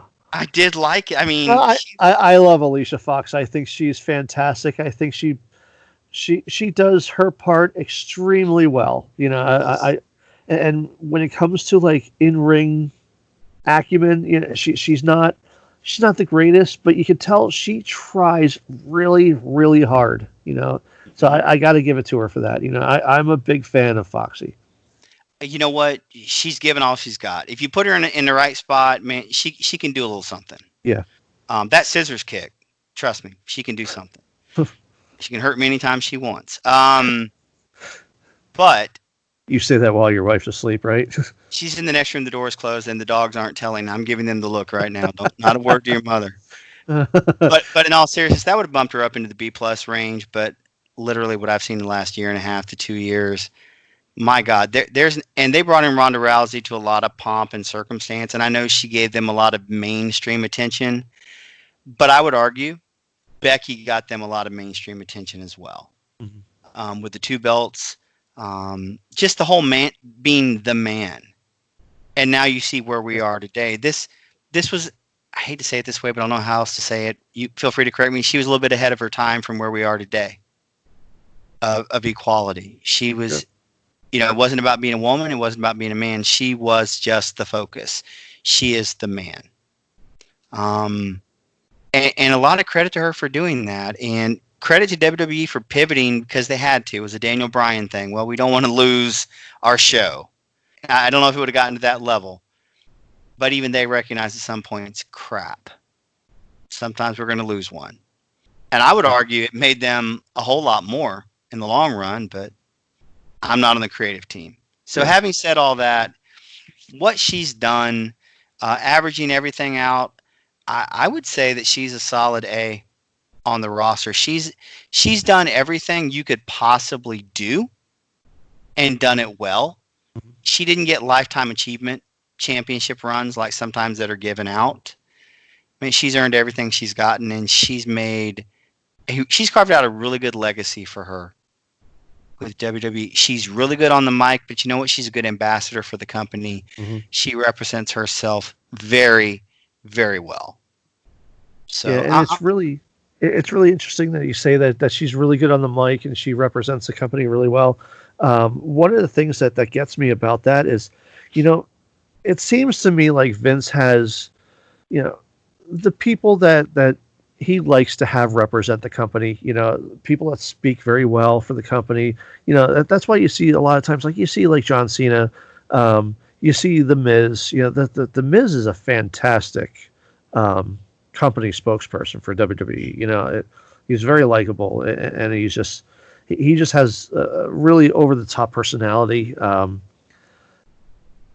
But one thing about Becky Lynch is she's got this Irish brogue that it's just, you're not used to having Vince view someone who has an accent in the light that he views her now. I don't know that he always did, but having her as like a company spokesperson out there, like doing interviews with everyone under the sun, it's very interesting to me. It really is. Yeah, I was on Twitter earlier today, and they were showing the different looks of Becky Lynch all along the way. It's amazing, her evolution, no pun intended. Uh-huh. And sometimes you don't know what you got until it lands in your lap. They're very fortunate that the stars aligned the way that they did. She's someone you can count on, and her story is compelling outside of the wrestling ring. What she did to just come back after, what did you say, 6 years absence? Yeah. I mean, who does that? Who takes 6 years off and then comes back wrestling? Shawn Michaels after his back injury at WrestleMania. That four, comes to I mind. think, though, right? Wasn't it? Yeah, it was. Yeah, it wasn't a full 5 or 6. I think it was like 4. So who else can you think of that took that long a time off and came back to wrestle? I mean, even Ric Flair in the WCW changeover wasn't gone that long. Yeah, and even at that, like when Shawn was off, he was off. He wasn't doing much of anything else. He started a wrestling school. I mean, he didn't leave the wrestling business. Where Becky, I guess Becky's showing up to manage Paige and her mom, and just sporadic appearances, but she's not in the wrestling bubble. She's really taken herself out of all of that and is applying herself to schooling, to acting, she's a what do you call it? She's working for the airlines. I want a flight attendant. Flight attendant. I didn't want to say stewardess. I know that's not the right term. These are things that she's not in the wrestling bubble. She took herself completely out of that, and to come back 6 years later, signing a deal with WWE at developmental, like out of nowhere. It's so amazing to me. It really is. She has a lot of varied life experience doing all the things that you talked about. And sometimes it's good to be outside the bubble and have a real life and really, and because I think you appreciate more what you get when she was given that second opportunity. But I think, I hate to ever speak for anyone, but that life experience makes you a better spokesperson, but a better person in general too. Your attitude is a little bit better. You see things a little bit differently. You're more appreciative of what you have. And if you think about it, and this was a year and a half ago now. Remember when she was feuding with Ronda Rousey? Oh, that was so what amazing. She did on Twitter, what they did back and forth. I didn't even mention that, and I should have. The Twitter wars were incredible. Was tremendous. I mean, it was not safe for kids in the room in some spots. No, definitely not. But the freedom to create their environment, man, there was so much built up into that WrestleMania match, and using social media the right way, not just to get attention, but to get attention on the match and what they were shooting for. Look, they were the ones doing that. WWE wasn't, as far as I know, wasn't scripting their Twitter interactions. These were just people allowed a little creative freedom. Yeah. What would you like to say if you could? Oh, you want to know? Let me tell you. What would you say in this instance? Yeah, I thought it was amazing when she would call her, when she called Ronda Ronnie. Like yes, it was so unique. You never. I saw Ronda Rousey's run in UFC, and that was remarkable. I mean, you never had anybody calling her Ronnie. No. It was awesome. It really was. And you know what? She had, and I guess in my mind, the comparison in a lot of ways is Stone Cold Steve Austin. She had clout to act and behave the way that she did, and it was believable. And she had it. Yeah, it wasn't like Shark Boy in TNA trying to do the Stone Cold gimmick. Everyone's like, why? Well, he hit his head. Well, you know what? He needs to hit it harder and straighten himself out. Yeah. She had that believability to her because everybody had seen what she had come through and the frustration she got through till, you know what? Everyone's got a breaking point. We just had freaking enough. Mm-hmm. And so, man, freaking, huh? I see, I saw what you did earlier. I was listening. But I mean, that's the story that we all love in wrestling. Someone who they're self-made. They didn't have she's a beautiful lady, but she wasn't the Vince look. And I think everyone listening knows what we're talking about. No, and that's something else I wanted to touch on too. She doesn't have the Vince look.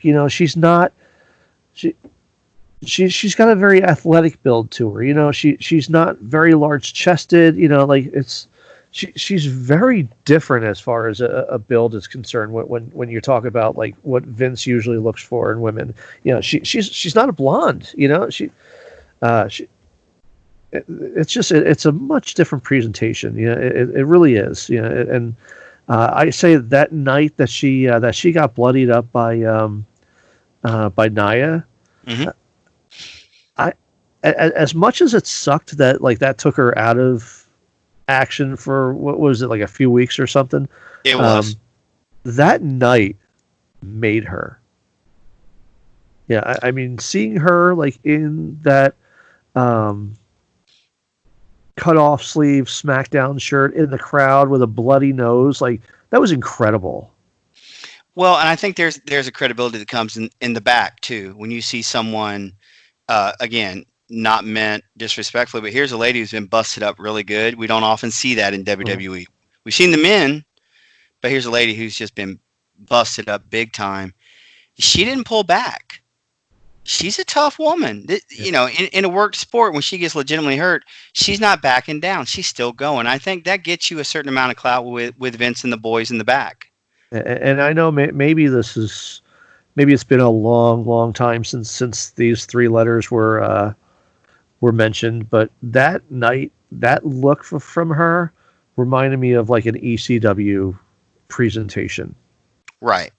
I mean that's what I saw that night, and it worked. It really worked for her. It did work for her, and that's the thing. It was new. It was different. We're not used to seeing that, and guess what? When you see that and it's the first time, man, it gets over with people. Wow. They see legitimacy in what they already have been told for the last 15 years is fake anyway. It's all ha-ha, it's all gaga. And then here's a lady bleeding from the nose, got a concussion, and she's still standing like it could be a legitimate fight. And that makes you stand out versus the next gimmick coming down the aisle. Yeah. Yeah, it's that definitely it set her apart from everybody else of that era, and it made her matter, in the eyes of just the everyday fans. I mean, I'm sure I don't know that got played on like an ESPN or anything like that, but I think that really made her become known. She wasn't just another one of the women wrestling in WWE. She was something else. We talked a lot about the women's revolution when we first came on. You know what?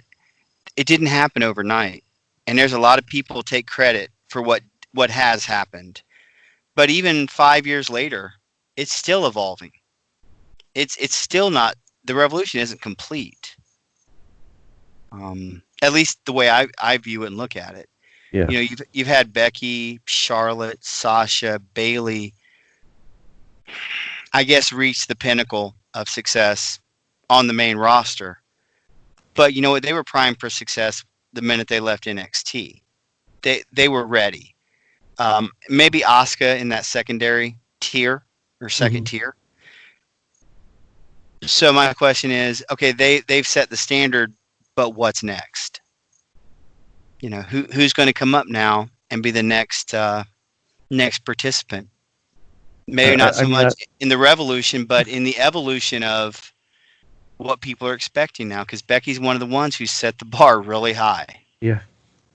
I'd like to have thought it was going to be Shayna Baszler, but it seems like Vince has other plans for her. But although from what I understand, she's back as of this past Monday, so I guess there's still hope.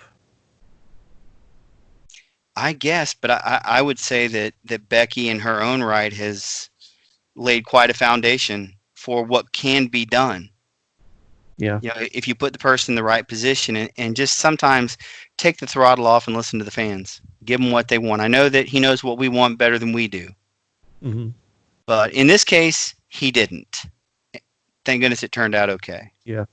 But like I said, to get back to my rating, I'm going to give her an A+ for what she's done overall, but really over the last 2 years. To take being a featured player to being the man, all joking aside, that's a lot of impressive work. Mm-hmm. She was main eventing house shows.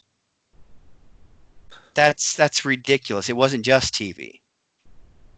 I remember going to a house show locally with my oldest for her birthday, and Becky Lynch told Paige to give a message to Charlotte she would not come defend her title in Raleigh, North Carolina, because that was Flair country, and those people didn't deserve it. Mm-hmm. I mean, even when she wasn't on the show, she was still getting a reaction from the crowd. The crowd was very disappointed. We wanted to see Becky, even though it's Flair country. So just little things like that to keep the crowd engaged. It builds the mystique in the character just a little bit more. Yeah, I mean, I'll give my rundown, my grading. That is, I really, like I said, after I did the first part of the show, I was never a big Becky Lynch fan, and even when she did the man and like all of that stuff, I appreciated it, but I was never really that big of a fan of hers. She was just somebody else. Going back and like specifically singling out her matches and her segments on NXT for the course of about a little over a year that she was down there. It's an incredible run. It really is. Hearing like the music that she started with and the presentation she was given, to changing with the music to eventually what we saw at the end of NXT, where she had like the fire orange hair and the steampunk look. It's very rewarding, to see somebody succeed in the way that she did, and she was right on the doorstep there. Had they decided not to bring them all up at the time that they did, I think that she probably would have won that NXT Women's Championship. I think that they just kind of decided to pull the trigger on the on all three of them and bring them up to the main roster a little bit earlier than they had originally planned on doing. So that eventual run for her got cut short a little bit. But yeah, I mean, it's hard to say, like, because there are segments of her NXT run that it's just like she's just there, and she's the fourth wheel of the four horsewomen. She's having great matches week in and week out with some of the best wrestlers in the world, in women's wrestling. That is, as far as I see it. And then she goes to the main roster, and again, she's just there, and it's really not until like the last couple of years or so in like on Monday Night Raw that she really hits her stride. I would give her, I would actually give her main roster run a higher grade than her NXT run, and it's so rare for us to say that here on this show, but I'm saying it. I think that her main, like her NXT run gets like a B+, solid B+. I think that she was fantastic. Main roster, it may have taken them a little while, but they got as much out of her as I think they could have possibly gotten out of her. It's she gets an A. She gets an A on her main roster run. Even without even with that early part of her run. There is an old colloquialism: even the blind squirrel finds an acorn. Mm-hmm. And in WWE's case, even sometimes when they're completely in their own little world, their own universe, sometimes things do back into things. Things do land in their lap, and it works out very, very well for them. Yeah. And I'm really glad, because these are the kind of examples sometimes that I have to remind myself of when my new favorite's getting ready to be called up to NXT, which may or may not, or being called up from NXT, which may or may not be happening soon. And I have to just remember to get started on that. Oh my God. Well, I have to just tell myself, see, it can work. But see, then I start playing mind games. Yeah, but the reason it worked was because of this, this, and this, and things had to happen just right. And I just have to shut my brain off for a little bit of time. Yeah. But these are the kind of things I cloak myself in to believe that, okay, it can be different this time. It can be good. Keep those fingers crossed. I know, I'm a sick person. I need help. I admit that. So we were going to talk about the Extreme Rules pay-per-view that's coming up on Sunday. It is the horror show. Yeah. But we're already almost at 2 hours here, and I don't really want to have to put out another marathon show. So maybe next week, depending on how long we go next week, we'll talk about the results and give our thoughts on the show. I don't know. It's another main roster show that I'm not real enthused about. If anything, I think a few of the stipulations just kind of stand out at me. But aside from that, I don't think it's going to be one that you really need to go out of your way to see. Well, just know or this. That we need to talk about. If someone loses an eye, or if someone is thrown into a swamp with a bunch of alligators, we will be here next week to break it all down. That will get our attention. Yeah. Short of that, I don't care about the stipulation that still hasn't been decided yet. So that's just so amazing. Yeah. Just going to change it. We're going to have a match, but we don't know what the stips are going to be. No, I'm just going to change it every five. If I get into trouble, no submissions, nope, no pinfalls. Well, how do I beat you? Touches the Queensberry rules. Or amateur rules. I just got to get a 1 count. I win. So, did you have anything else you wanted to say here before we wrap things up? No, I have really enjoyed doing this show. I want to leave it on a positive note. Thank you to everybody who listens, downloads, and gives us feedback. We always appreciate that. Amen to that. So I guess that's all we've got for this week's episode. We'll be back next week, same time, same place, when we take a look at our next NXT alum. And I'm making an executive decision here, Scott. You've asked for it week in and week out here. That's right. Next week, we're covering the Where's Waldo of Hey Yo Radio, the Lone Wolf, Baron Corbin.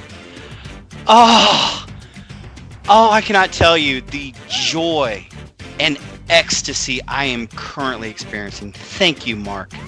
This is going to be good. We need to delve into his time in the NFL. There's so much. I'm ready. Let's get off so we can get started.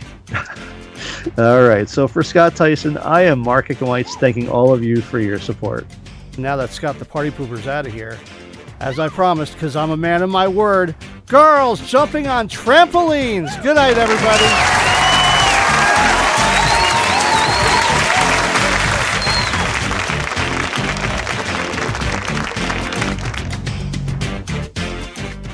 Hey Yo Radio is intended for entertainment and informational purposes only. The songs used throughout the show are properties of their respective copyright holders.